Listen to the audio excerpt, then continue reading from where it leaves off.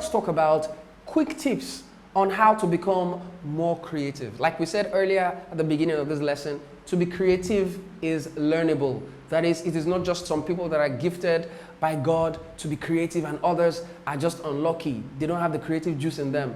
We have the creative ability in us all. Every little child is creative, but over the years he has been taught to not be creative. And so this is an attempt to help you brush up those things you have left, abandoned while you were growing in your teenage years and all of that. Right now is the time to pick up those imaginative ideas and imaginative tendencies of yours and try to create something novel and useful with your creativity.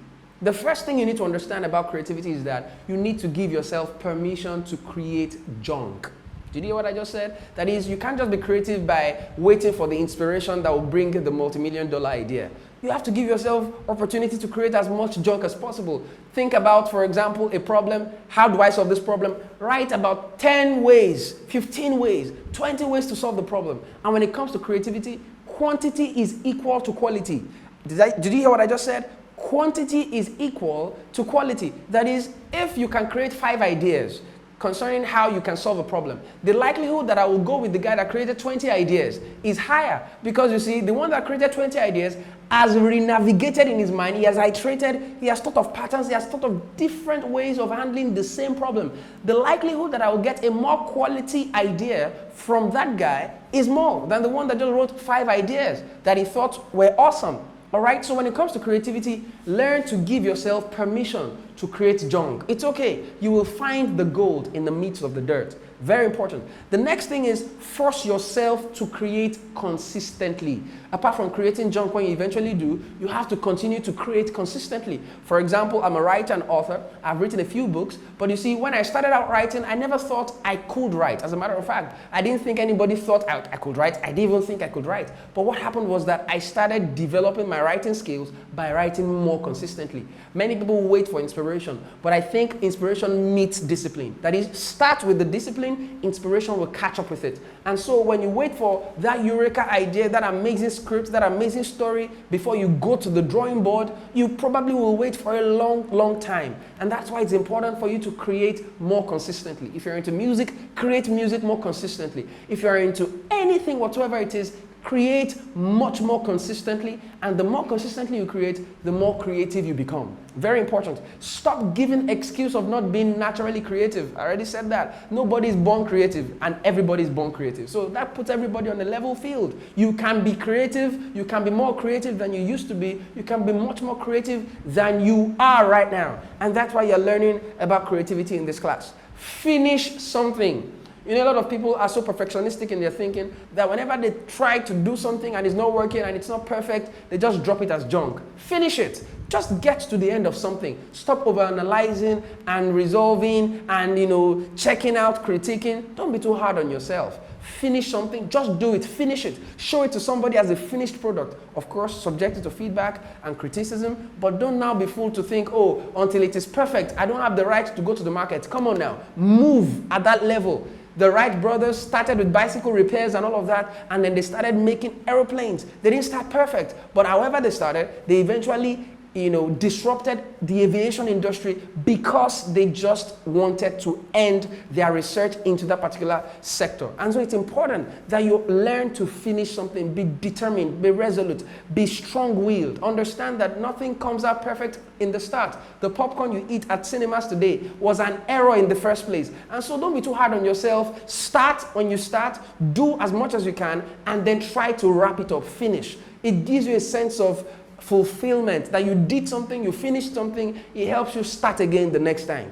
Don't be too hard on yourself. I already said something about that. Also, be accountable. That is, if you're trying to be creative about a particular situation or about a particular industry or career or whatever it is you're trying to be creative about, you need to be accountable to someone. Don't just say, you know what, I'm going to creatively look for the solution to this particular thing. Share your idea. One thing I've learned in my own experience as a person, as a writer and author and all of that, is that whenever I share my ideas with people, just at the raw stage of that ideation, whenever I share it with people, it gets bigger in my heart. It gets bigger. It gets more interesting. I'm able to see other patterns. I'm able to see other ideas. Even if the person I'm talking to doesn't even say anything, it gets larger in my heart. And that's why you notice that those that teach back in the university, they get to know more about that course than you that they are teaching. Because the more they teach it, the better they become at it. The more you talk about your ideas, the more you talk to people about it, the more you make other people accountable for you, you see, or the more you become accountable to other people and you make other people responsible for you and for that idea, the better you are able to finish that project. Because now you know 5 people know about it. You have to finish it. You can't embarrass yourself. And so be accountable to someone. The next thing is see the funny side of things.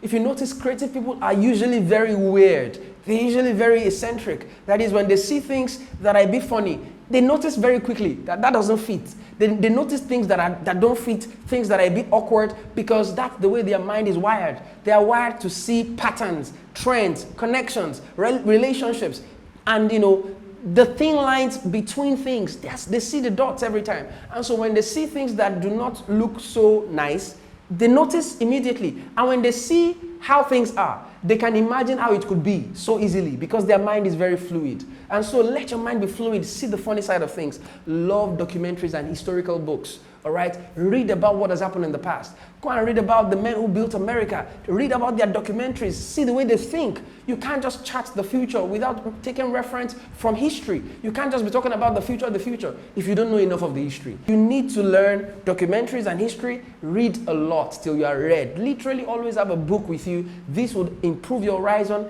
expand your paradigm. You'll be able to see from different perspectives and different horizons. And like I said, it is impossible to have the intuitive kind of creativity if you are not vast in your mind. If your mind does not have several lanes and pathways, conditioning and consuming so much data and information, you're not likely going to ever be able to evolve into that level of intuitive creativity. It's important that you read a lot, expand your mind. Don't just stay limited to what you studied in school or your own area of expertise. Read wide. Then develop critical thinking. That's the 10th thing. I've given you 10 ways to become more creative. Critical thinking is another soft skill entirely, which hopefully we'll get to present to you in this particular toolkit. And so it's important that you learn critical thinking.